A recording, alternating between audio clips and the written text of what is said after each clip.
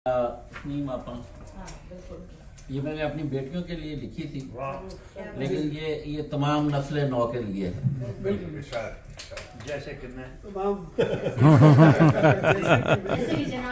नस्ल नौ नहीं कहा मैंने, नस्ल नौ कहा है। अंग्रेजी वाला नौ नहीं। तो आप सुनिएगा। वैसे भी आप कि कुछ ख्वाब थे मेरी आंखों में, कुछ ख्वाब थे मेरी आंखों में, वो जुगनू रात अंधेरी के।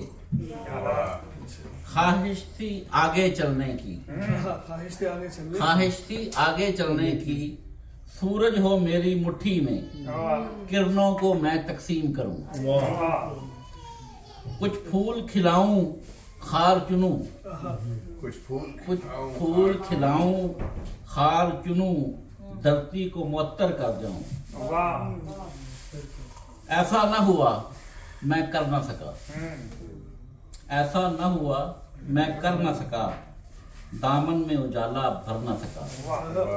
तन्हा था मैं सो हार गया, हर ख्वाहिश बदली हसरत में, लेकिन वो ख्वाब तो जिंदा है।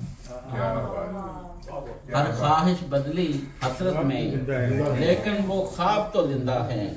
तुम ख्वाब हो मेरी आंखों के, तुम ख्वाब हो मेरी आंखों के, तुम जुगनू रात अंधेरी के। सूरज है तुम्हारी मुट्ठी में, अब तुम किरणें तकसीम करो।